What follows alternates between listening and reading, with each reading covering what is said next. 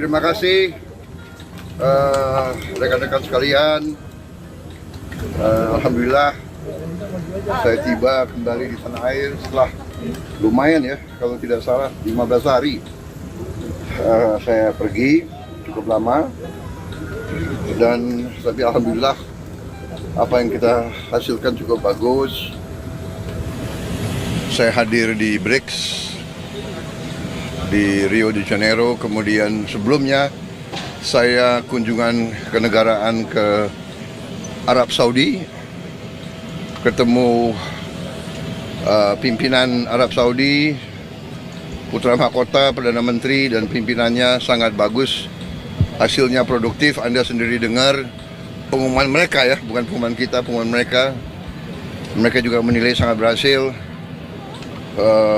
Banyak kemajuan yang kita capai di beberapa bidang. Mereka tingkatkan investasi di Indonesia. Kemudian saya juga membahas, saya mengajukan bahwa Indonesia ingin membangun perkampungan haji yang permanen di situ. Secara prinsip mereka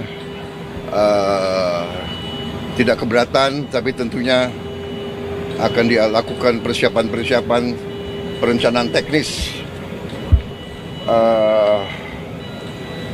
Saya sudah diberitahu rencana-rencananya, mudah-mudahan lancar. Di beberapa bidang kita juga sangat erat kerjasama dengan Arab Saudi, dengan negara-negara saudara-saudara kita di Timur Tengah, Mesir, Arab Saudi, Emirat Arab, Qatar, Yordan, sangat-sangat sinkron kita. Kemudian BRICS tentunya kita juga diterima sebagai anggota. Sesudah itu saya kunjungan resmi ke Republik Federasi Brazil ya, diterima Presiden Lula dengan baik. Brazil dan Indonesia sama-sama negara sangat besar, memiliki hutan tropis yang sangat besar, bisa dikatakan paru-paru dunia. Kita juga memiliki sumber-sumber alam yang sangat besar. Aneh kita berbicara ya, Presiden Lula dan saya mengatakan aneh,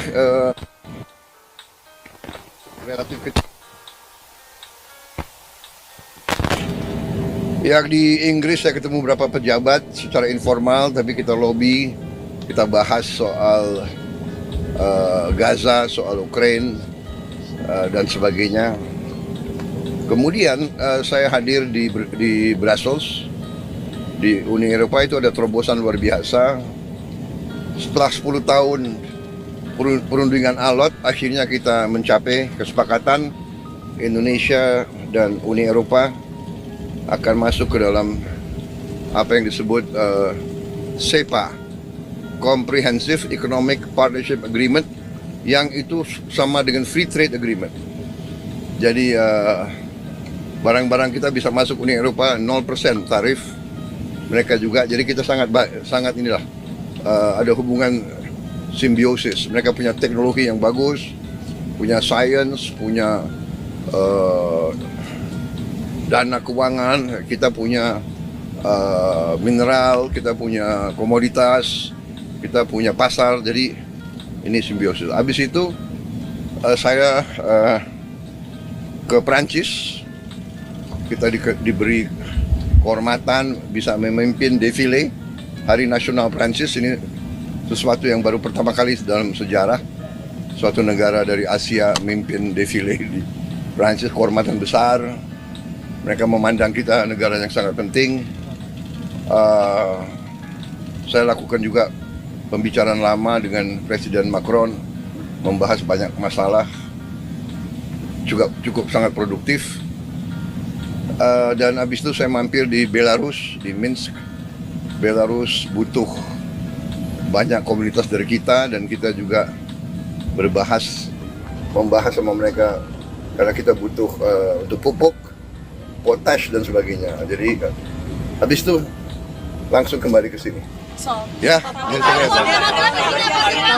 oh ya, saya bicara dengan Presiden Donald Trump. Ya, alhamdulillah juga penuh dengan alot. Akhirnya ada kesepakatan, kita juga akan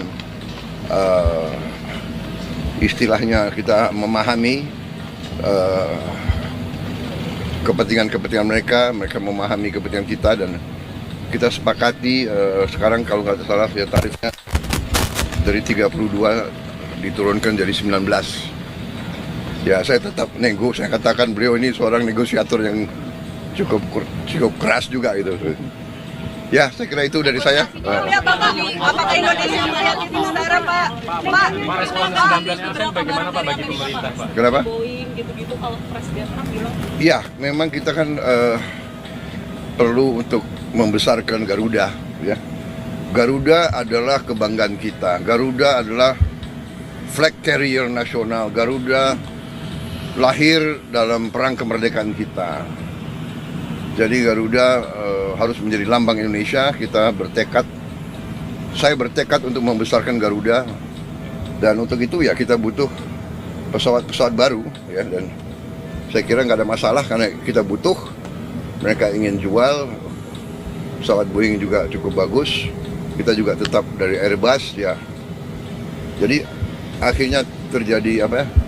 Pertemuan dua kepentingan. Kita juga butuh, sebagai contoh, kita masih import BBM, kita masih import gas, kita masih perlu import gandum, kita masih perlu import kedelai dan sebagainya. Jadi akhirnya kita bisa dapat suatu titik pertemuan.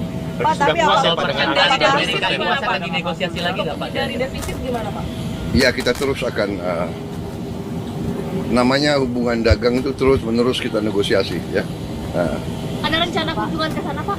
kemana? Ke Amerika kunjungan?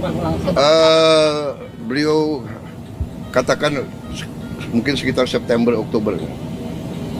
Ya. Bapak ke sana, Pak? Tapi saya agak ngeri kalau diajak main golf. Kenapa? Golf saya jelek sekali.